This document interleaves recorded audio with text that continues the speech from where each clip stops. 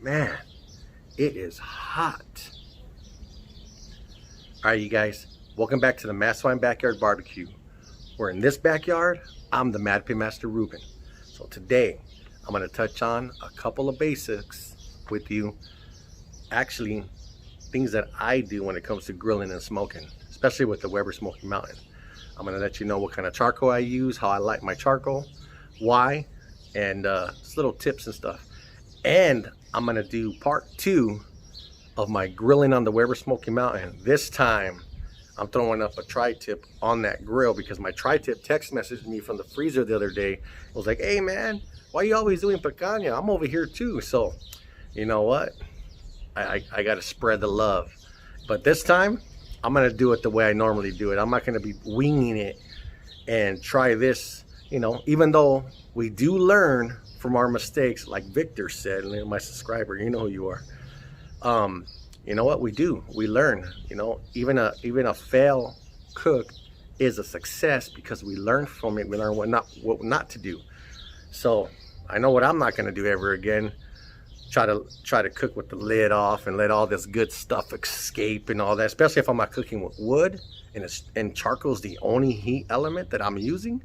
I want that lid on. I want to take advantage of all the seasoning that's inside your charcoal grill or your smoker or whatever. And I want it to be all going around the meat and just hugging it and kissing it and making sweet, tender love to it. So my mistake, but I didn't delete the content. I didn't try to show you guys that every cook is a good cook. Even though the meat can look juicy and it's still juicy and it's tender and it looks good, you got to be true to yourself. It wasn't good. It was bland. It had no flavor. The seasonings didn't help it. It just was bland. And I don't want to create bland food for the people I love or for just my viewers. So, lesson learned. I'm going to do it again. This time with a Tritip. I'm going to do it the way I know how to do it. How I've been doing it. How I get success. So, stay tuned. Yeah. You're not going to want to miss it. So first off, typically what I'm going to be using for charcoal will be Kingsford Original. It's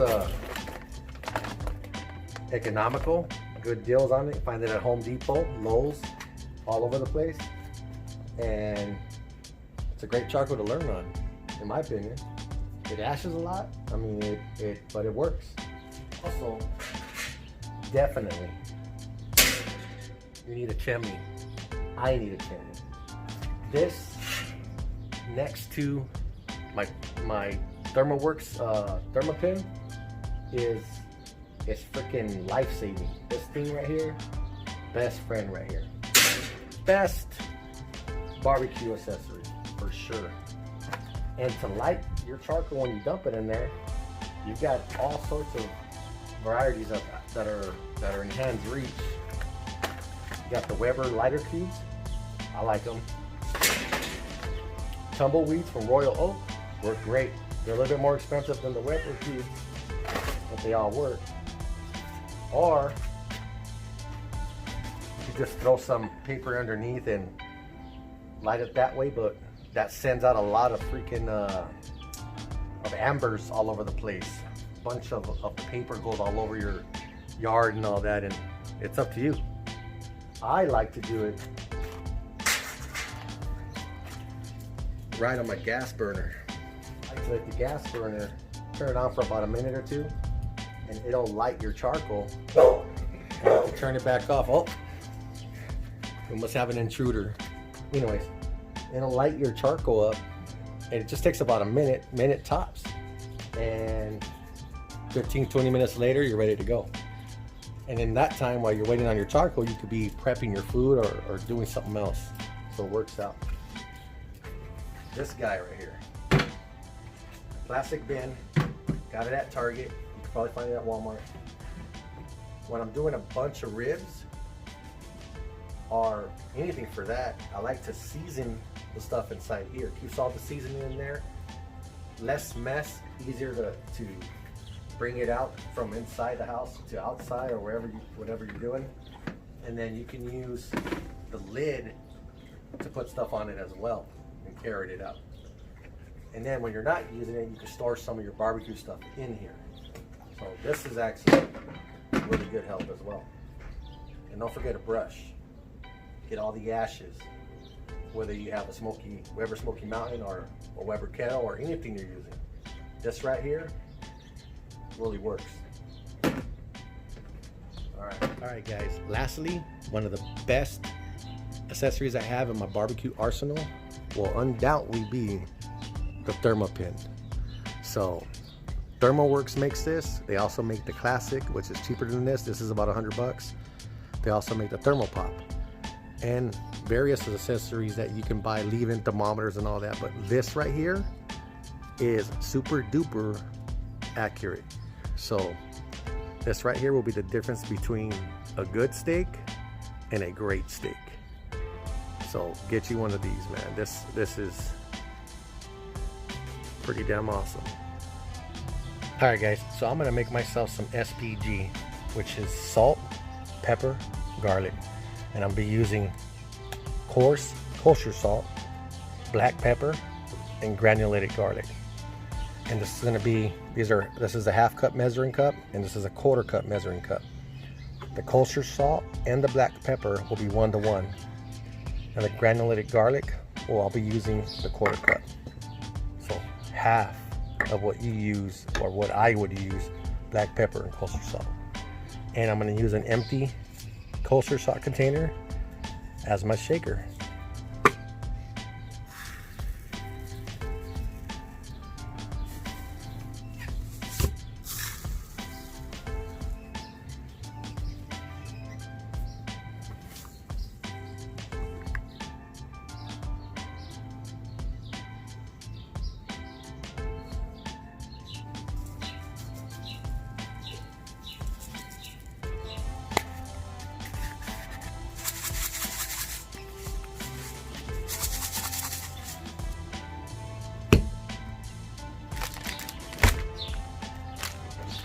Gonna really quick trim this real quick and season this with SPG. This is the Tritip that was text messaging me in the freezer, so I'll put in the fridge to thaw out, and here we are today. Let's see.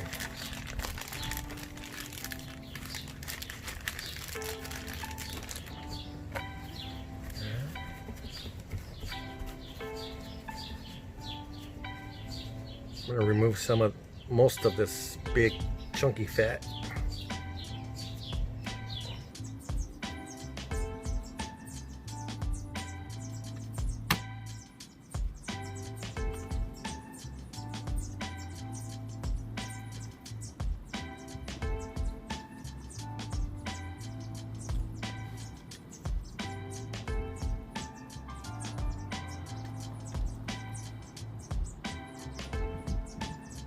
That's good enough for me. And on this side, you can see just how, hopefully you can see that, how well marbled this particular tri-tip is. Look at that. All right, I'm gonna season it up.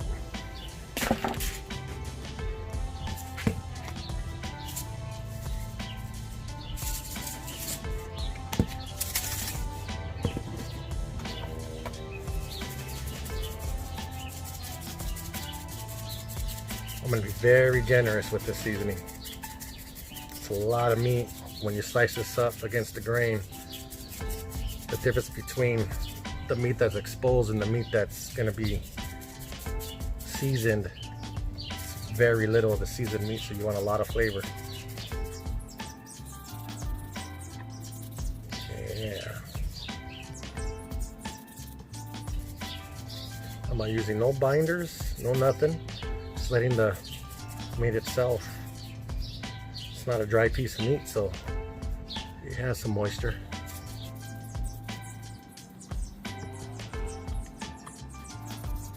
Let it rain.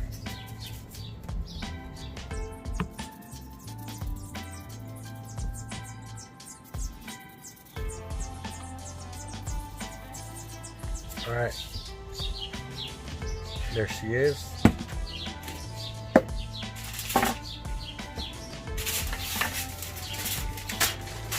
Bam. Let's get this grilling ready. I might as well use them bottom.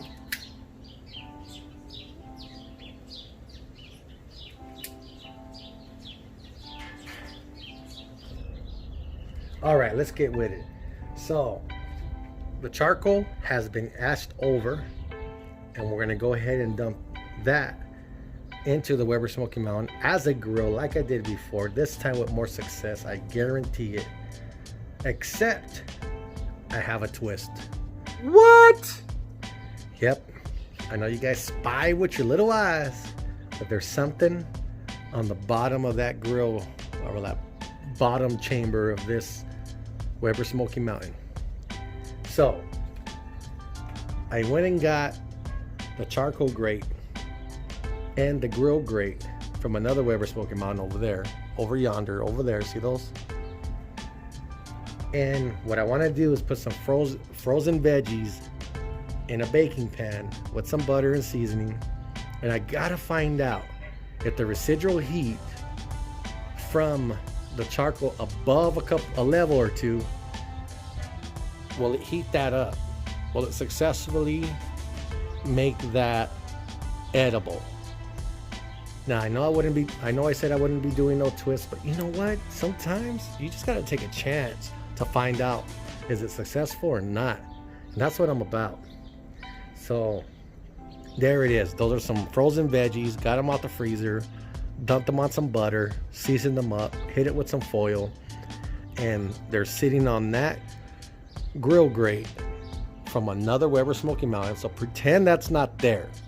Okay, pretend that doesn't exist, because over here is the charcoal grate resting on top of the second level grill grate, and that's where we're going to put our charcoal. Can you see that?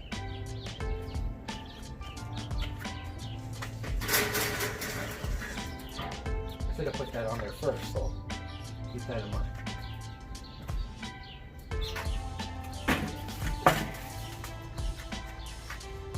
Also, my leg still trying to heal, and I'm still trying to do some kind of physical stuff on it. So you see me like, ugh, it's because of my leg. It's not because of this.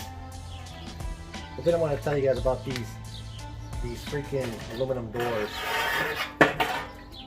If you guys notice, if you have a gap between this and your Weber Smoky Mountain, and you're getting all this air coming out, you guys can bend it a little bit, put some pressure on it, and try it, and it ends up hugging that much better. Look, I'm closer now than what it was. I wish I would have showed you what it was. Oh yeah. Yep. Hello in there. I'm gonna leave the vent over here on the top open.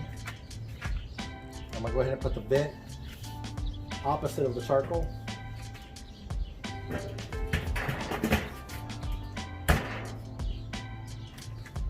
Let me let it chill for the next 10 to 15 minutes. That way the whole cooker itself can get hot enough to destroy any type of anything that was alive in that cooker. All right, it's time to get this tri-tip on the grill, and the plan is I'm going to go ahead and reverse sear this. So I'm going to put the tri-tip on the indirect side, and I'm going to let it get up to about 110 degrees ish, plus or minus 10 degrees. It don't matter to me. And then we'll start searing it. Yeah, let's stick to that plan.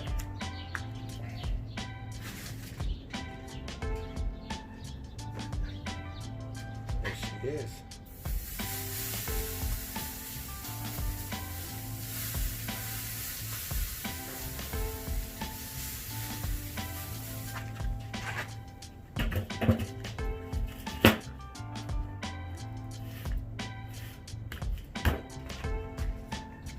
All right, I'll come back in about 15 minutes. Tri-tip and picanha for that. They cook so freaking fast. So I'm not looking at no desired temperature as far as what the ambient temp is going to be, the cooking temp. I'm just letting it do its thing on its own for whatever it is. 15 minutes, I'll be back.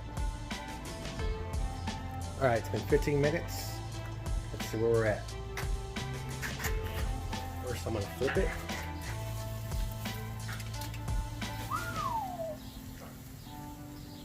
Yeah. Let's take a temp reading. Let's just see.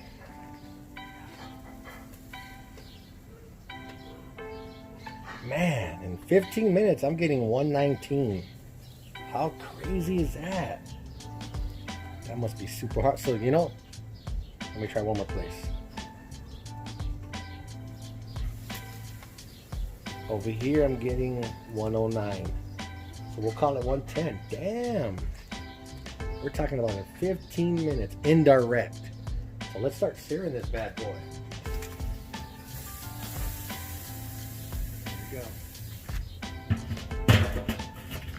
I'm gonna let it sit for about a minute and a half. Let's see where we're at. On the other side now. All right, minute and a half. Flip over again. Man, that's getting 1 minute and a half for the last.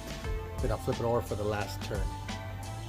So kind of like if you were doing crosshatch pattern, diamond pattern, and you were going one way, other way, and then flipping over one way and the other way. 4 flips in total. That's what I'm doing here.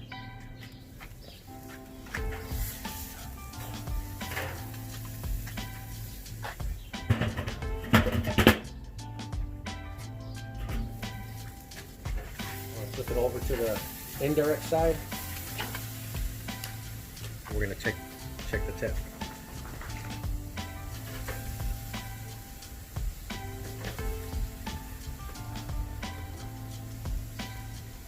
I'm dead in the middle, going straight across, so this time won't be no inaccuracy. And I'm getting 128.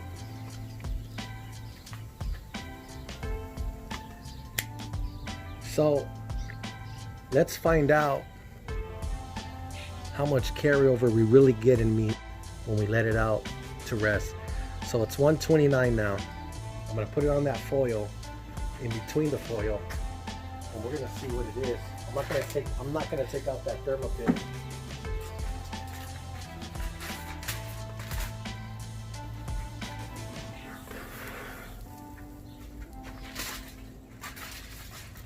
There it is.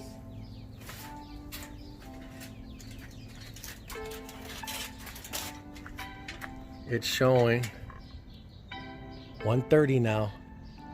I'm gonna let it rest for about a good 10 minutes, and let's find out what it ends up at in 10 minutes time. Look at it, it's 131 now. See, this thing, the carryover is just, it just keeps on going. Be nice to see what it ends up at in 10 minutes. All right, guys, let's go inside. All right, so the tri-tip is inside resting, and let's check up on these frozen veggies. Let's see where they're at. Let's see, let's back you guys up a little bit. Man, who knows? I'm a little curious. Only one way to find out, right?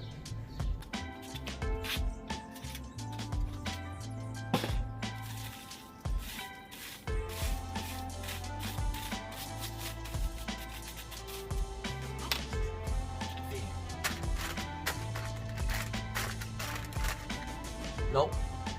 I can still feel that they're cold. So, guess what?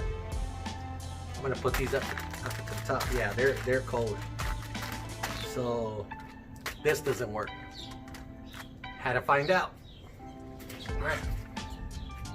I ain't sad over no veggies.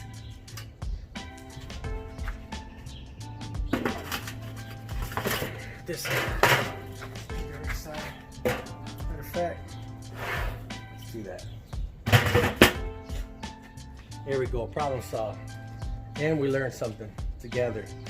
All right, there we have it. It's been over 10 minutes, probably been about 11. And we're gonna see where this tri-tip is at. Whoa, do you guys see that? 146. Holy crap.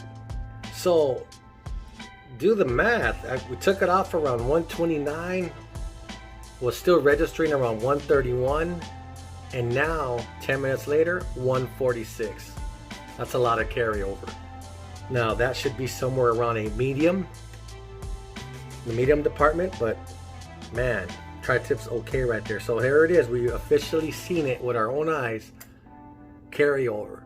It really does exist. It's not a myth. 146. All right, let's take that out. Ooh, man.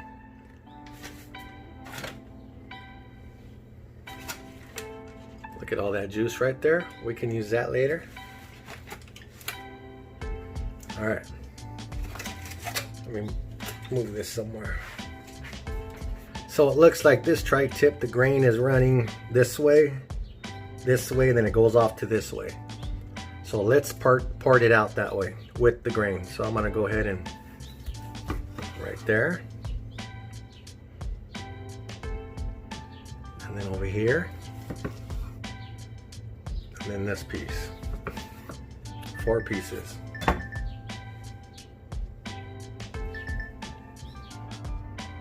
Look at that. Still nice. Oh yeah, guys.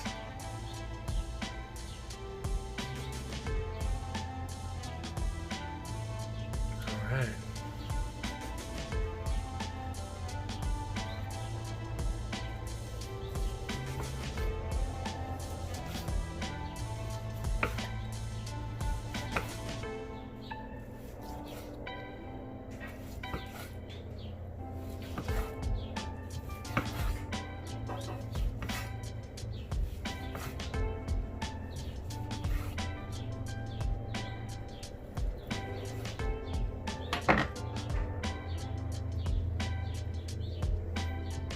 That looks good.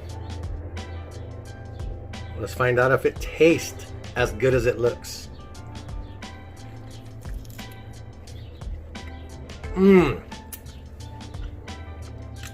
Oh my God, that's what I'm talking about right there. Mmm. Now, it's not as tender as picanha, but we're talking about packed full of flavor. This thing is. This is. Go ahead. You tell the world how that tastes. Mm. Mm? Delicious. Does that make up for yesterday? Mm-hmm. Yeah. That's good. Okay. We good with that? I redeem myself? Mm-hmm. Yay! Ooh, man. All right.